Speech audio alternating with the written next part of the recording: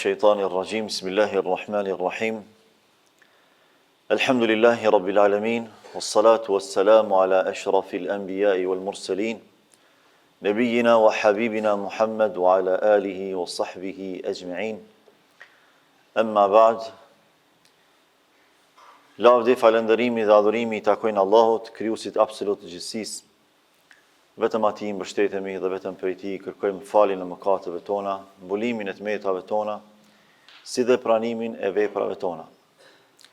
Salavatet, selamet dhe përshëndetjet më të përzemërta dhe më të sinqerta çdo herë dhe pa ndërprerje ja adresojmë Muhammed Mustafa alayhi salatu wassalam, familjes së tij, shokëve të tij dhe gjithë pasuesve të traditës së tij, deri në ditën kur nuk do të ekzistojë më kjo gjësi. Besimtarë nderuar, në vazhdën e trajtimit të jetëshkrimit të Muhammed Mustafa sallallahu alaihi wasallam, kemi arritur të flasim për një prej ngjarjeve më madhështore të jetëshkrimit të Muhammed Mustafa alaihi salatu wassalam, në veçanti, por edhe të historisë islame në përgjithësi, ajo e Isras dhe Mi'rajit. Javën e kaluar jam munduar të flas për tre çështje bazike dhe elementare që kanë të bëjnë me këtë çështje dhe me këtë temë. Fillimisht jam munduar ta definoj edhe Isran edhe Mi'rajin se çfarë kuptimi ka dhe kemi thënë se Isra'i nënkupton bartjen, udhëtimin e Muhammed Mustafas sallallahu alaihi wasallam brenda natës nga Mekka, nga Qabja në Mesjidul Aqsa në Quds. Ndërka që Mi'raji e nënkupton udhëtimin apo bartjen e Muhammed Mustafas sallallahu alaihi wasallam nga Mesjidul Aqsaja në Sidratul Muntaha. Pra kemi të bëjmë me dy udhëtime, me udhëtimin horizontal, toksor, nga Mekka në Mesjidul Aqsa dhe atë vertikal qiellor nga Mesjidul Aqsaja në Sidratul Muntaha. Gjithashtu kam folur pak a shumë edhe për historikun apo datën se kur ka mundur të ndodhë apo vitin, e që realisht nuk ka diçka të precizuar. Disa dietarë kemi thënë se janë të mendimit që ka ndodhur një vit para hijretit, para shpërnguljes së Muhamedit alayhis salam nga Mekka në Medinë. Disa të tjerë kanë thënë se 3 vite para, disa të tjerë kanë lënë të hapur sepse nuk kemi realisht ndonjë datë të caktuar që dëshmon për një gjë të tillë. Por ajo që dihet me unanimitet të historianëve islam është se ka ndodhur para hijretit. Sot me lejen e Madhit Zot do të vazhdojmë gjithashtu, sikur se kemi thënë për disa javë me radhë, do ta trajtojmë këtë çështje sepse është për ngjarjeve më madhështore që kanë ndodhur. Është ngjarje fillimisht kuranore, për cilën tregon vetë Allahu, edhe në surën Al-Isra, edhe në surën An-Najm dhe në disa ajete tjera. Dhe gjithashtu është një për ngjarjeve më madhështore që kanë ndodhur edhe në historinë islame në përgjithësi. Është ngjarja më madhështore që kanë ndodhur në Palestinë. Për gjitha atyre ngjarjeve të pejgamberëve paraprak, ngjarja e Isras dhe Mi'rajit konsiderohet ngjarja më madhështore që kanë ngjarë ndonjëherë në vendin e bekuar dhe të shenjtë të Palestinës, konkretisht në Quds. Para se me ndodh Israja apo bartja e pejgamberit Allahut nga Mekka në Medinë, ka ndodhur një prej parapërgatitjeve të tij shpirtërore, pastrimi i zemrës së tij. Dhe për këtë tregon pejgamberi Allahut sallallahu alaihi wasallam. Nëse ju kujtohet shumë më herët apo në fillim të kësaj serie, kemi thënë se pejgamberit Allahut 4 herë gjatë jetës tij i është pastruar zemra, sipas mendimit më të saktë. Ka dietarë që e reduktojnë vetëm në 2, por mendimi më i saktë është se 4 herë i është pastruar zemra. Normalisht një mrekulli, një veçanti që i përket vetëm pejgamberit Allahut alaihi salatu wassalam, për arsye se ai është vula e pejgamberisë, edhe është bartësi i mesazhit final të Allahut subhanahu wa taala. Pejgamberi Allahut tregon në hadithin që e shënon Imam Muslimi, e që e transmeton Enesi radhiyallahu anhu, i cili thot: "Kana Abu Dharr yuhaddithu anna Rasulullahi sallallahu alaihi wasallam qal futiha li babun min as-sama." Thot se pejgamberit Allahut, pra Enesi, po e transmeton atë që e ka thënë sahabiu nderuar Abu Dharri, kur e ka dëgjuar për pejgamberit Allahut, të ketë thënë se ati, pra në natën e Isras dhe Mi'rajit, i është hapur një derë e qiellit. Normalisht një veçanti, një mrekulli që i përket vetëm pejgamberit Allahut alayhi salatu wassalam. Dhe ne çdo herë kemi thonë, edhe nëse e kuptoni këtë çështje, do ta kuptoni çdo mrekulli që i ka ndodhur pejgamberëve. E mos flasim mrekulli ndaj Muhammed Mustafas sallallahu alaihi wasallam. Pra, mrekullive të kësaj natyre nuk bën t'i qasemi me logjikën tonë njerëzore, sepse është e kufizuar. Por i qasemi me fuqinë hyjnore. Kur i qasesh me fuqinë hyjnore, e kupton se një gjë e tillë është shumë e lehtë për Allahun. Prandaj Allahu në Kur'an përmend shumë argumente logjike që dëshmojnë njeriu fuqinë e Allahut subhanahu wa taala. Sikur se kemi thënë në surën Yasin që Allahu kur e dëshmon ringjalljen, apo kur i përmend disa argumente kuranore logjike rreth ringjalljes, thot awalaysa alladhi khalaqa as-samawati wal arda biqadirin ala an yakhluqa mithlahum bala wa huwa al-khallaqu al-alim. A nuk ka fuqi ai i cili ka krijuar qiellin dhe tokë? Dhe nëse e analizojmë e meditojmë madhështinë e qiellit, 7 palë qiellve, 7 pash tokëve, nëse analizojmë edhe e kuptojmë se çfarë madhështie ka fuqia e Allahut, e cila është e palimituar. Allahu thot, a nuk është i njëjti që mund ta krijoj një popull sikur se ju? Pra, mund të krijoj gjithashtu edhe një shoqëri tjetër njerëzore sikur se ju ka krijuar juve? Pa dyshim se po. Është i plot fuqishëm i absolut. Ose kur thot Allahu subhanahu wa taala për me dash neve me na tregu se për Allahun çdo gjë është e lehtë me kriju. Thot për me na dhënë neve një parafrim logjik, nga se Allahut nuk i atribuohet as lehtësia as vështirësia, ai është i plot fuqishëm i absolut, por dëshiron me sjell një parafrim logjik krijesës njerëzore, edhe inteligjencës njerëzore, edhe me i thonë, a është më vështirë me kriju prej hiçit apo është më vështirë me rikriju diçka? Normalisht që prej hiçit, prej inekzistencës është shumë më vështirë me kriju, sepse nevojitet lënda e parë, e Allahu krijon pa pas nevojë për lëndën e parë. Prandaj Allahu thot, ju që ekzistoni, ju gjithë e dini që ju ka kriju Allahu. Allahu ju ka kriju prej inekzistencës, prej hiçit, apo? Pra, krijimi ynë fillestar është shumë më i vështirë se sa rikrijimi ynë, apo me terma shkencor edhe modern, modifikimi i njeriut. Në një farë forme, ringjallja është, përpos rikrijimit është edhe modifikimi i njeriut, sepse Allahu ka më na ringjall edhe me trup edhe me shpirt. Normalisht jo me ç't trup që tretemi në varr, po ka më na modifikuar Allahu. Ka më na përgatit për një dimension tjetër, për dimensionin e ahiretit, që ka tjera peripeci, ka tjetër realitet. Prandaj edhe përjetimi bëhet tjetër. Shpirtin e kemi të njëjtë, por uniformën fizike ka më na ndryshuar Allahu. Një çysh e bën insani sot, dje ka qenë Pro Max 15-shi, tash e ka bë 16-shin, nesër del 17-shi, pra e ka modifikuar.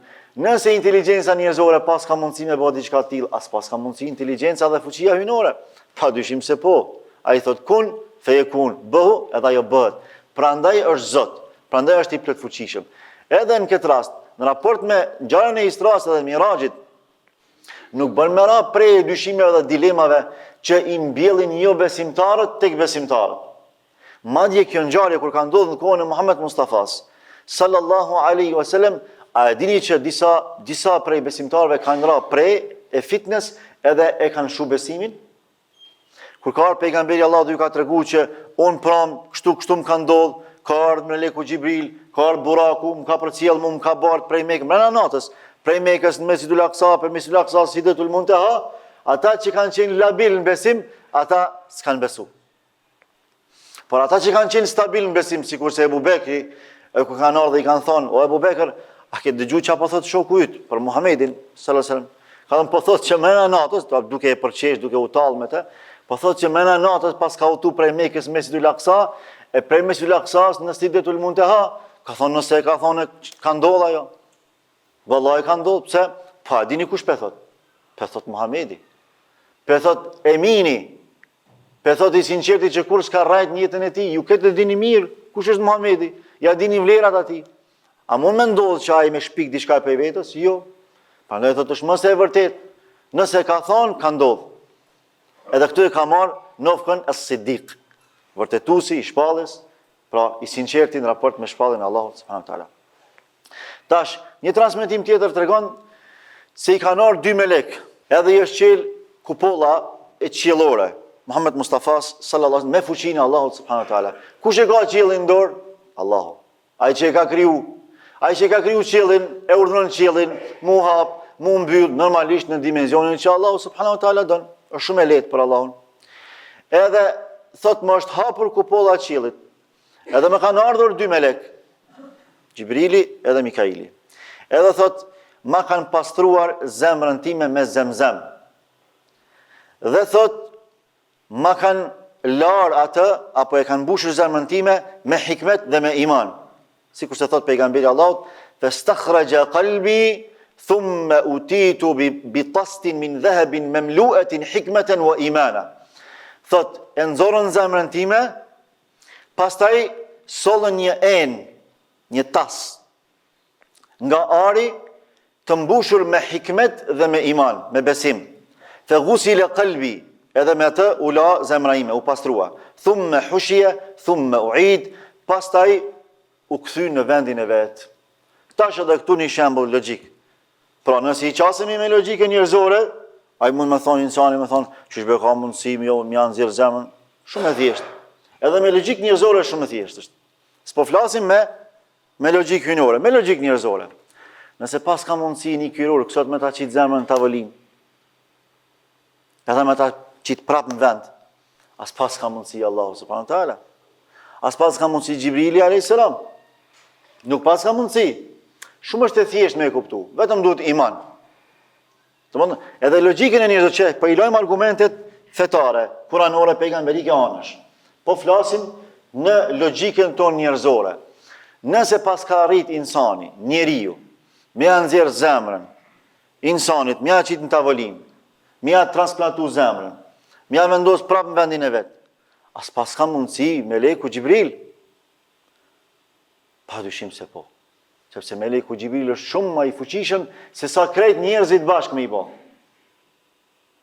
Pra është krejtësisht e mundshme me e bë një gjë të tillë Allahu subhanahu wa taala. Prandaj thot, kjo më erdhi mua dhe ma pastroi zemrën me hikmet dhe me iman, pra pastrim metafizik. Pse ka ndodhur kjo? Nëse ju kujtohet, para Isras dhe Mirajit, ati ndodhen 3 fatkeqësi njëra pas tjetrës. I vdiq gruaja, Khadijja, që ishte përkrasja e tij morale dhe spirituale.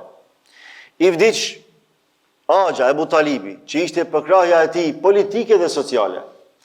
Shkojnë Taif, çka gjetin Taif? Dhunë, mjerim, persekutim, mërzi e madhe, e kaploi mërzia. Në besë hyrin Mekë, me frikën se do ta vrisnin, sepse ishte njeri, por kishte bindjen e thellë tek Allahu, që ai do ta mbronte atë. Pra, ai përjetoi një persekutim pa shoq. Sa që u mërzit pejgamberi Allahut, alayhi salatu wassalam, e Allahu deshi me ja fresku zemrën pejgamberit Allahut. Edhe me i thonë atëherë kur ty gjithë braktisin o Muhammed, Allahu nuk braktis ty.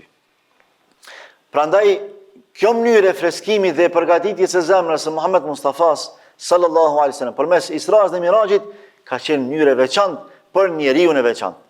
Nuk i ka ndodhur askuj, jo as një njeriu, pas as edhe një pejgamberi, një ngjarje madhështore sikur se i ka ndodhur Muhamedit sallallahu alaihi wasallam, sepse Allahu ka dashur me ja para përgatit shpirtin për mesazhet madhështore që do të vinë pas kësaj ngjarje. Sepse ai do të shoh shenja të mëdha, edhe duhet të ketë zemër të pastër. Për me shku në vendet që ka me shku në Miraj, pejgamberi Allahut, ku do t'i shoh shumë sekuenca të xhenetit, e shumë sekuenca të xhenemit, ku do të shoh shumë realitete absolute atje, që ne do t'i përjetojmë me lejen e Allahut pasi të ndodhë ringjallja.